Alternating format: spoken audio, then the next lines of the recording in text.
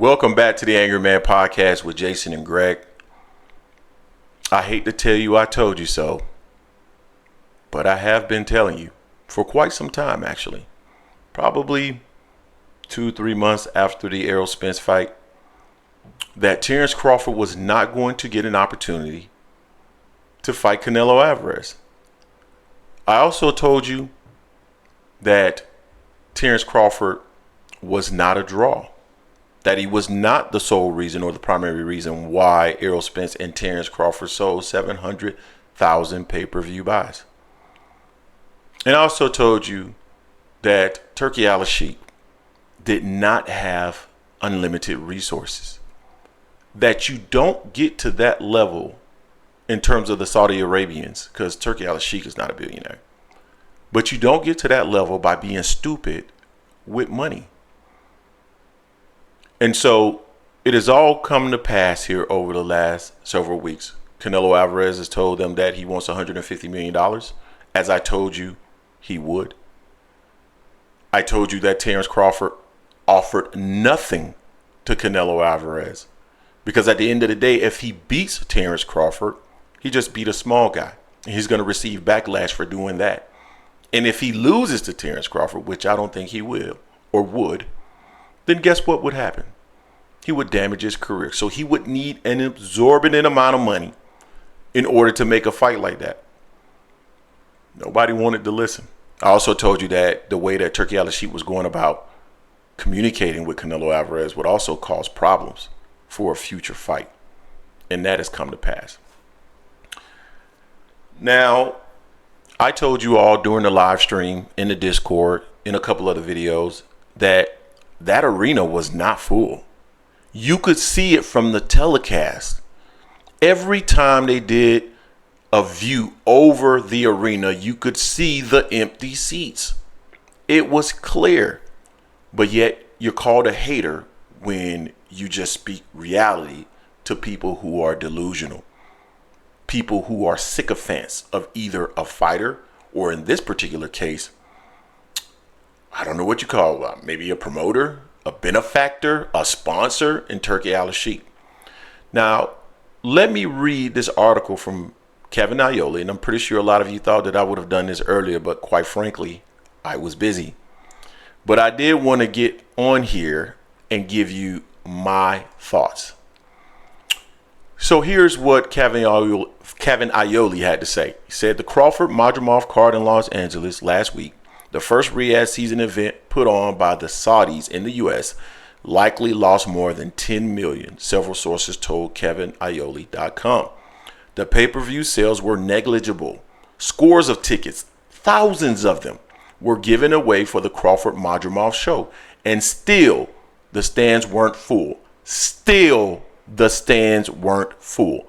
I wasn't making that up. It was visible, guys. But because some of you are so blind to your fandom that you think everything that comes out of somebody's mouth is hate, when in reality, it's just the truth. Tickets were way overpriced, and even when they were cut dramatically, it's not like there was a massive demand. The business failure of Saturday's show in Los Angeles is just another example in a long list of failures to do the right thing. I've told you guys multiple times, Terence Crawford is not a draw. That's not a knock on him. He is a terrific fighter, an absolutely terrific fighter. And as far as I'm concerned, the number one pound for pound fighter in the sport. But just because you're the number one pound for pound fighter in the sport doesn't mean you're a draw. People simply aren't interested in Terence Crawford. They're just not. Like, his personality is a bit dry. And typically when you see people who are stars, they either have a large contingent of fans from a particular country, or they're charismatic in some way, shape, or form. And he's just neither. And so he doesn't draw. But he certainly demands a lot of money. Now, I got to give him this. Terence Crawford, because we used to call him bad business, but I got to give him his props. Over the last 2 years, he's been able to leverage his relationships and his trinkets to get a cut of money that he probably didn't deserve. And to that, kudos, because you should try to get as much as you can. But one of the issues that I've always had with Terence Crawford is that he wants guaranteed money because the pay-per-views aren't selling. But yet, that's part of that in and of itself. When you want that level of income, you want that level of revenue, you want that purse in your pocket. If the promoters, the investors are not making money, then guess what's going to happen? They're going to get out of the sport. And so if you truly care about the sport, you gotta make sure that you're getting what you command, what you demand, while still allowing these investors to make their returns so they stay in the sport. And that's the issue I've always had with Terence Crawford. I asked myself, as soon as I saw this, I'm like, this relationship with Turki Alalshikh, I wonder how long that's going to last.